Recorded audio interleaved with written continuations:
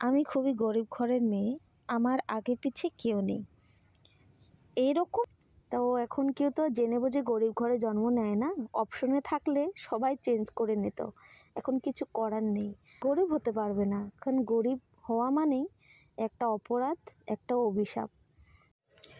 আমার এইটুকু জীবনে আমি যে এত রকম মানুষ দেখেছি, এত রকম বলতে হাত পা মুখ সব কিছু আলাদা হলেও ব্যবহার কিন্তু প্রায়ই একই।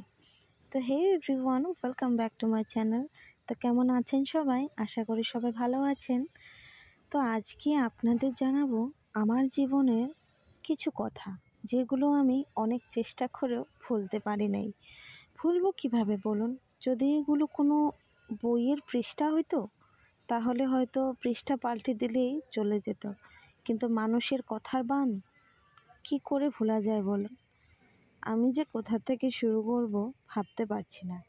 আসলে মানুষের কাছ থেকে এত অবহেলিত, এত অপমানিত হয়েছি যে কোনটা বেশি আঘাতের ছিল ভাবতে পারছি না।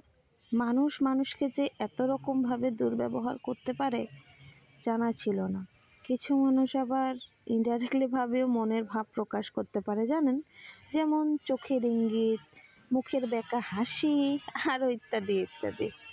আমার কোনো রকম ইচ্ছা ছিল না, জানেন, এগুলো কথা এখানে বলার, কিন্তু আমি যে আর পারছি না। কোথায় বলবো, কাকে বলবো? পরিবারের কাউকে বললে ওরা আবার বলবে ছেড়ে দাও, না হলে হয়তো ঝগড়া লেগে যাবে, কারণ পরিবারের মানুষরাও আমাকে কেউ আর ছাড়িয়ে কথা বলেনি।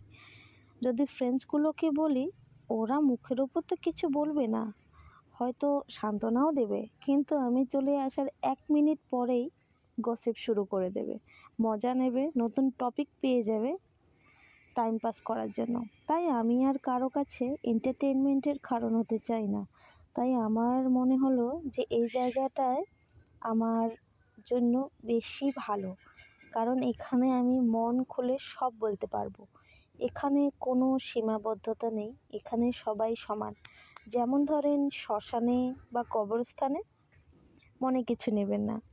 আমি তো মাঝে মাঝে ভাবি, মানুষ কি নিয়ে এত অহংকার করে? টাকা পয়সা, গাড়ি বাড়ি সব কিছু তো ছেড়ে যেতে হবে, আর মৃত্যুকে যে টাকা দিয়ে কিনতে পারো না বা কিনতে পারবে না, তাহার আবার টাকার বাহার দেখার কোনো মানে হয়? মানুষ যে মানুষকে খারাপ ব্যবহার করে তার পিছনের আসল কারণটা কি জানেন? আসল কারণ কিন্তু একটাই, সেটা হলো টাকা। যেটা আমার সাথেও অনেকবার অনেক রকমভাবে হয়েছে। আপনারা তো ভালোভাবেই জানেন, যার টাকা নাই তার কাছে কেউই নেই। আমার তো মনে হয় ঈশ্বরও তাদের কাছে নেই। আপনাদের কি মনে হয়? প্লিজ কমেন্ট বক্সে জানাবেন। আর আমার ভিডিওগুলো যদি আপনাদের ভালো লাগে বা আমার কথাগুলো যদি ভালো লাগে, তাহলে প্লিজ লাইক কমেন্ট শেয়ার করে দেবেন। যারা আমাকে ইউটিউবে দেখছেন তারা প্লিজ সাবস্ক্রাইব করে দেবেন, আর যারা আমাকে ফেসবুকে দেখছেন তারা প্লিজ পেজটাকে ফলো করে দেবেন।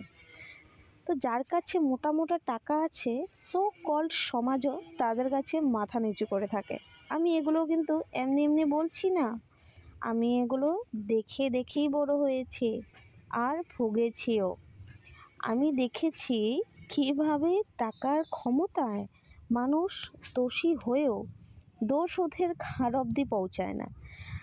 আমার একটা কথা জানার আছে, এই সো কল্ড সমাজের কাছে, যখন সমাজ একটা গঠন হয়, বা তৈরি হয়, ধরেন 10-20 জন মানুষ মিলে একটা সমাজ গঠন করে, তো তো তখন সমাজের যেগুলো মুরব্বি মানুষ হয়, যাদের কথায় ধরেন পুরো গ্রাম বা এলাকা চলে, সেগুলো মুরব্বি কেন জমিদারগুলোই হয়। মানে আমি বলতে চাই যে মুরব্বিগুলো গরিবদের বানালে কি সমাজ চলবে না? আপনার কি মনে হয়? আপনারা বলবেন তো কমেন্টে, অপেক্ষায় রইলাম। তো এরকম অনেক প্রশ্ন আছে যেগুলো আমার জানার আছে, কারো কাছে উত্তরটা থাকলে প্লিজ জানাবেন, অপেক্ষায় রইলাম।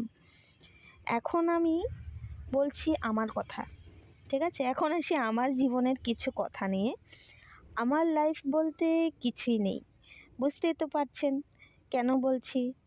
আমি খুবই গরিব ঘরের মেয়ে, আমার আগে পিছে কেউ নেই। এরকম না যে একেবারেই কেউ নেই। কেন নেই সেটা হয়তো না বললেও চলবে, আপনারা বুঝে নেবেন।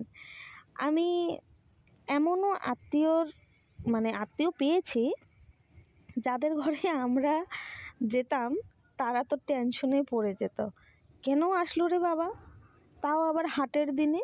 হুম কারণ গ্রাম এলাকায় সপ্তাহে একদিন হাট বসে, যেদিন ধরেন এমনি তো বাজার রোজই হয়, ধরেন এরকম হাট বসবো যে বস্তু সেদিনকে, মানে যেটা বাজারের দিন এমনি নর্মাল দিনে আপনি যেটা 40 টাকায় পাবেন, হাটের দিনে সেটা 20 টাকায় পাবেন। তো এরকম তো হাটের দিনে আর কি। আমরা ঘরে ঢুকতে না ঢুকতেই বলতো, তোমরা কোনো খবর না দিয়ে চলে এলে, আমরা তো কালকে এক জায়গায় যাওয়ার কথা ছিল, তোমরা এলে যখন তাহলে আর যাব না। তো এইরকম কারবার ছিল আরও অনেক। তারপর রাত্রে খাবার টাইম, রাত্রে যখন খাবার টাইম হয়, তখন খেতে দিয়ে বলতো, আমার তো হাসি পাচ্ছে বিশ্বাস করুন, খেতে দিয়ে বলতো, আমাদের পরিস্থিতি এখন খুব খারাপ চলছে জানো তো, কোনো রকমভাবে চলছে, মানে কোনো রকমভাবে চলতে হয়েছে, তোমরা আগে যদি জানিয়ে দিতে তাহলে একটু বেশি করে মাংস আনতে বলতাম। এত সুন্দর কথা শুনে মানে পেট আর মন দুটোই ভরে যেত।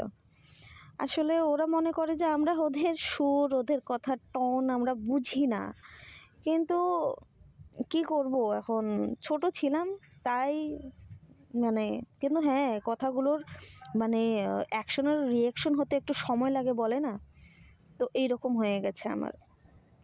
তো যেগুলো আত্মীয়র বাড়িতে আর কি গেছিলাম, যারা যারা এরকমভাবে টোন মেরে মেরে কথা বলতো, আমার সাথে আর কি এইরকম সুরে কথা বলতো, তাদের ঘরে দ্বিতীয়বার আমি কখনো যাইনি। প্রায় 15-20 বছরই হয়ে গেল মনে হয়, না 15 বছর হয়ে গেছে প্রায়, হ্যাঁ 14-15 বছরই হবে। তো হয়ে গেছে, আর ঈশ্বরের কাছে আমার প্রার্থনা যাতে আমার আর ওখানে যেতে না হয়। তো এইটুকুই আর কি। এখন আপনারা ভাবতে পারেন যে হয়তো সত্যি ওদের পরিস্থিতি হয়তো খারাপ ছিল, তার জন্য এমনভাবে বলেছে, কিন্তু না, এরকম কিছুই না। ওরা ইচ্ছাকৃতভাবে এগুলো আমাদেরকে শোনাতো। এমন অনেক অনেক ব্যথা কষ্ট আছে আমার বুকে, যেগুলো আমি আপনাদের জানাবো। তবে আপনাদেরকে কেউ এইভাবে দুর্ব্যবহার করেছে কি না, আপনিও বিনা কারণে অপমানিত হয়েছেন কি না জানাবেন। তবে মনে হয় না যে আপনাদের বা আপনারা এগুলোর শিকার হয়েছেন কোনোদিনও। তো এতটুকুই ছিল আজকের মতো, দেখা হচ্ছে নেক্সট ভ্লগে। তো আপনাদের যদি আমার ভিডিওগুলো যদি ভালো লাগে, প্লিজ লাইক কমেন্ট শেয়ার করে দেবেন, আর আমার চ্যানেলটাকে সাবস্ক্রাইব করে দেবেন। যদি কেউ ফেসবুকে দেখছেন তাহলে প্লিজ পেজটাকে ফলো করে দেবেন আর সাপোর্ট করে যাবেন। আর কথা হলো একটাই, যে তুমি যাই হও না কেন আসলে গরিব হতে পারবে না, কারণ গরিব হওয়া মানেই একটা অপরাধ, একটা অভিশাপ। তো এখন কেউ তো জেনে বুঝে গরিব ঘরে জন্ম নেয় না, অপশনে থাকলে সবাই চেঞ্জ করে নিত, এখন কিছু করার নেই। আচ্ছা যাই হোক, তো আজকের মতো এখানেই রাখছি, দেখা হচ্ছে নেক্সট ভিডিওতে। আজকের মতো টাটা।